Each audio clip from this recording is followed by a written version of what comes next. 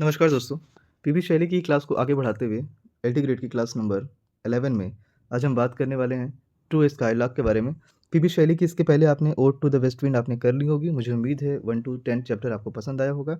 बात करते हैं अबाउट द पोएट के सेक्शन में हमेशा की तरह। तो इनका लाइफ स्पैन रहा है 1792 टू 1822। ये मेजर रोमांटिक पोएट रहे हैं और इनका बिलीव रहा है imagination, freedom and transforming power of poetry के बारे में, जो कि Ode to the west wind में इन्हें बहुत ही बेहतरीन तरीके से दिखाया है।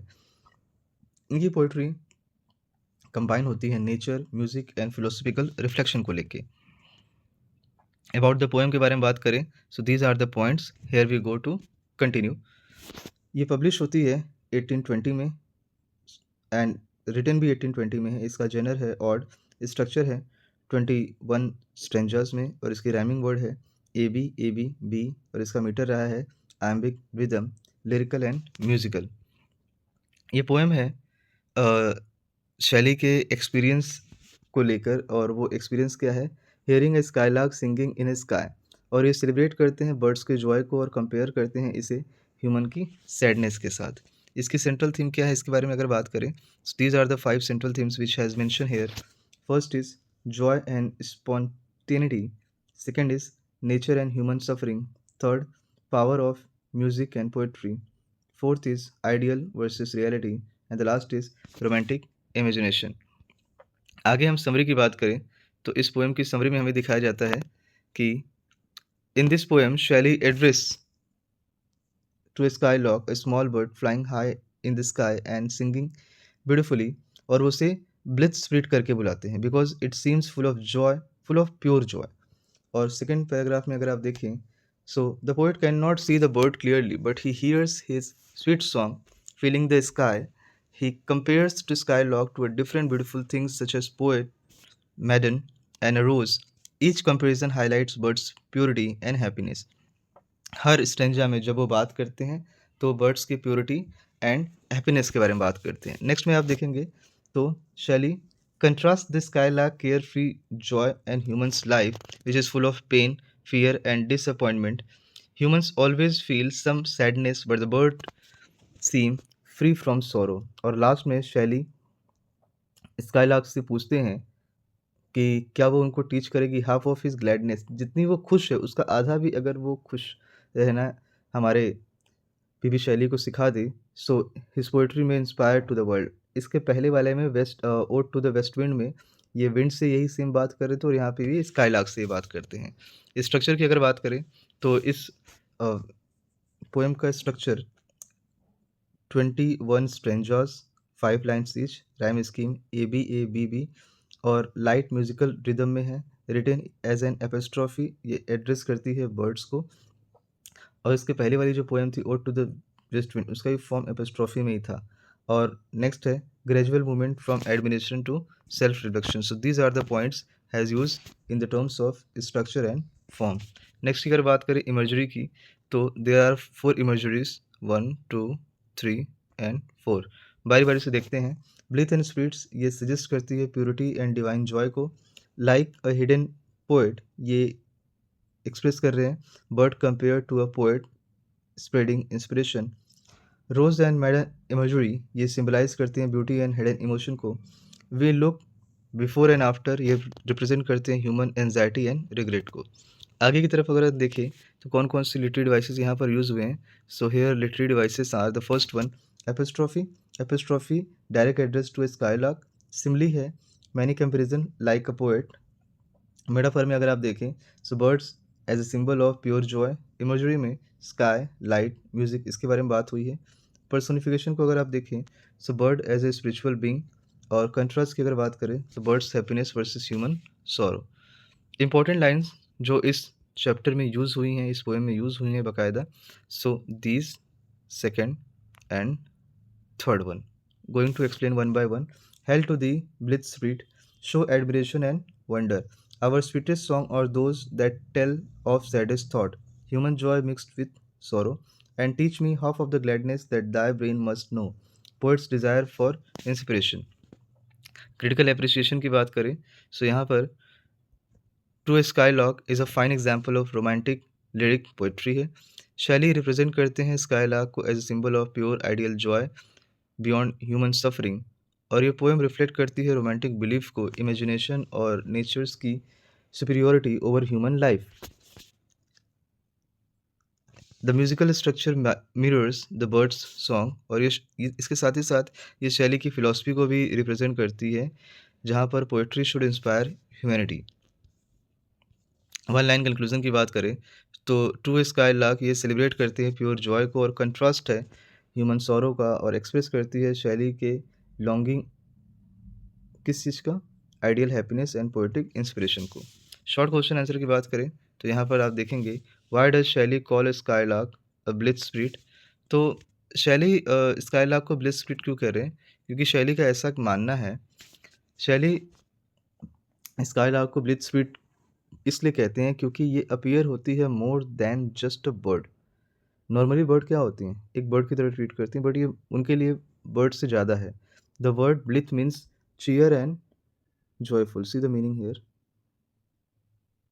Cheer and joyful. यहाँ पर पोएट फील करते हैं कि स्काईलार्क की जो सॉन्ग है वो एक्सप्रेस करती है प्योर हैप्पीनेस को without any sign of sorrow, जबकि उन्हें बिल्कुल नहीं पता कि वो कौन सा बर्ड है, क्योंकि वो बर्ड को अच्छी तरीके से देख भी नहीं पाते। इसके बावजूद वो इमेजिन करते हैं कि ये काफ़ी स्पिरिचुअल होगी रेदर देन फिजिकल क्रीचर। अब स्पिरिचुअल मतलब वो दैवीय शक्ति, और इसके साथ ही साथ वो इमेजिन करते हैं it as a spiritual rather than physical creature. Skylark seem free from earthly troubles and human limitation, और ये साइन है naturally and effortlessly effort spreading joy in the sky. By calling it spirit, Shelley emphasize करते हैं उसके ideal and almost drive equality को, और ये bird यहाँ पर सिंबल बन जाती है प्योर एंड स्पॉन्टेनियस हैप्पीनेस का। आगे की अगर हम बात करें सो सेकंड क्वेश्चन पूछा गया है, हाउ डज शैली contrast human life with skylark Joy. So the answer is, शैली का जो कंट्रास्ट रहा है स्काईलार्क के हैप्पीनेस एंड ह्यूमन सॉरो को लेके, so these are the points going to be indicated here. Shelley contrast skylark happiness and human sorrow, वो कहते हैं कि human beings are never completely happy because कहीं ना कहीं उनको पास्ट या फ्यूचर, सी द लाइन, उनके पास्ट या फ्यूचर का डर उनको सताता रहता है। The line we look before and after, ये शो करता है ह्यूमन के रिग्रेट को पास्ट और नियर द फ्यूचर की, पास्ट में हमारे साथ गलत हो गया, फ्यूचर में हमारा क्या होगा, मतलब वो प्रेजेंट में कभी नहीं जी पाते। और वो इसीलिए बताते हैं कि even in moment of Joy लोगों को हमेशा तकलीफ ही बनी रहती है। On the other hand skylark, ऐसा देख के उसको लगता है कि वो अपने पेन से फ्री है, जेलसी एंड डिसअपॉइंटेड से मुक्त हो चुका है, उसे किसी तरीके की कोई निराशा हताशा उसकी ज़िंदगी में नहीं है। उसका जो सॉन्ग है वो प्योर है और अनट्रबल्ड, किसी को परेशान करने वाला नहीं है। और शैली का ऐसा मानना है कि ह्यूमन एक्सपीरियंसेस ये मिक्स्ड है सफरिंग से, जबकि स्काईलार्क का एग्जिस्टेंस अपीयर होता है as a perfect and joyful, और यही कंट्रास्ट हाईलाइट करती है पोएट के लॉन्गिंग फॉर आइडियल हैप्पीनेस को। Third question, explain line our sweetest song or those that tell the saddest thought, और द आंसर इज, ये लाइन सजेस्ट करती है human art often rises from sorrow. शैली का ऐसा मानना है कि दुनिया के जो सबसे ब्यूटीफुल सॉन्ग और पोएम्स रही हैं वो हमेशा एक्सप्रेस करती हैं इमोशंस को, और वो इमोशन में इंक्लूड होता है क्या, सैडनेस। यहाँ पर वो बताते हैं इस पेज पर, human happiness is never complete क्योंकि ये शेप्ड होता है सफरिंग से और एक्सपीरियंस से। पेन हमेशा आपको डेप्थ देता है, और वो डेप्थ किस चीज़ का, आर्टिस्टिक एक्सप्रेशन का। इसीलिए वो कहते हैं sweetest song, see this line, sweetest song that are those that perfect sadness. और इसी कंट्रास्ट में स्काईलार्क का जो सॉन्ग है वो काफ़ी प्योर है, वो फ्री है फ्रॉम सॉरो, और ये जो डिफरेंस है ये शो करता है लिमिटेशन ऑफ ह्यूमन हैप्पीनेस को।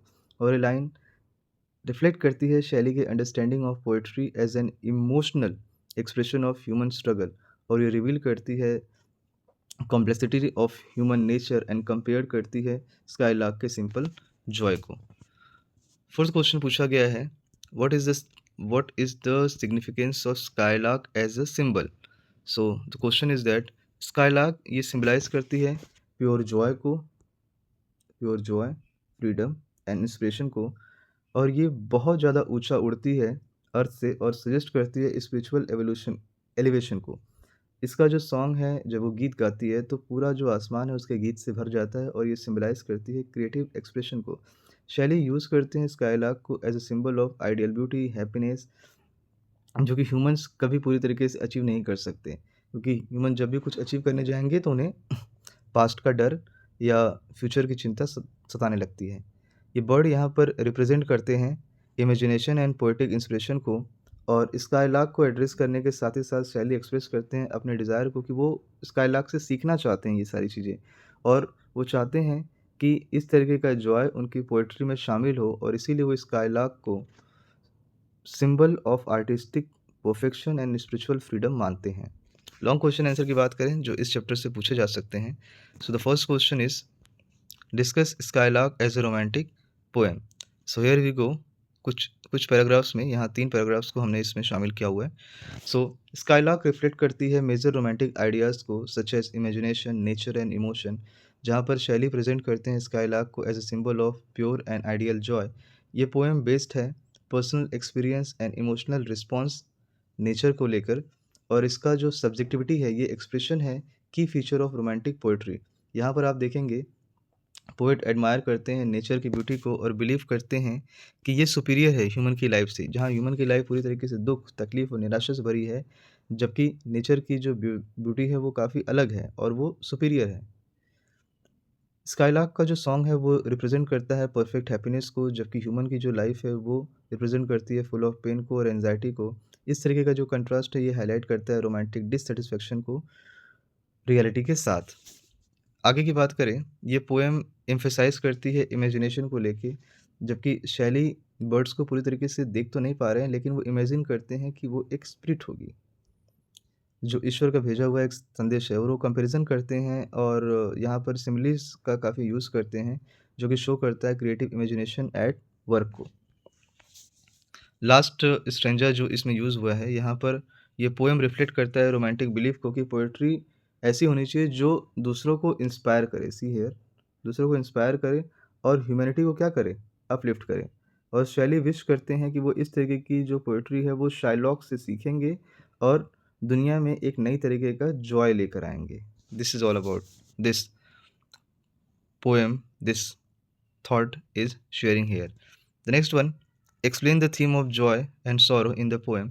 So यहाँ पर फर्स्ट सेकंड थर्ड पैराग्राफ में we are going to discuss is first of all first one.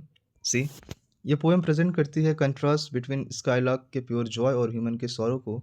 Birds का जो सॉन्ग है वो फ्रीली है, और वो फ्रीली कैसा कि स्काई में जाने के बाद उसका जो सॉन्ग है वो बहुत ही खूबसूरत बन जाता है, पूरा आसमान उसके गीत से भर जाता है बिना किसी दुख तकलीफ के, और उसका जो हैप्पीनेस है वो अपीयर होता है as a complete and perfect. Shelley यहाँ पर इमेजिन करती है स्काईलार्क को डज नॉट एक्सपीरियंस पेन और डिसअपॉइंटमेंट, और ये कंट्रास्ट तब आता है जबकि ह्यूमन की जो लाइफ है वो पूरी तरीके से सी है फियर, रिग्रेट और एंजाइटी से भरी है, बल्कि जो स्काईलार्क है उसका ये बिल्कुल डिफरेंट है। यहाँ पर पोएट ये कहते हैं कि ह्यूमन हमेशा पास्ट के बारे में सोचते रहते हैं और फ्यूचर को लेके चिंतित रहते हैं, जबकि हमारा जो हैप्पीएस्ट मोमेंट होता है उसमें भी सैडनेस शामिल है, और इसीलिए ये लाइन स्वीटेस्ट सॉन्ग ये यहाँ पर बताती है कि ह्यूमन आर्ट ये शेप्ड होता है सॉरो से।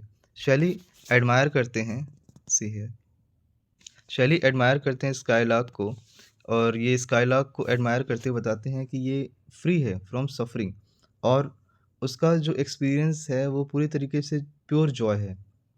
और ये कंट्रास्ट रिवील करता है बिलीफ को कि ह्यूमन एग्जिस्टेंस ये लिमिटेड है और इम्परफेक्ट है, और इस तरीके की थीम से शैली एक्सप्रेस करते हैं रोमांटिक लॉन्गिंग को for ideal happiness beyond worldly troubles.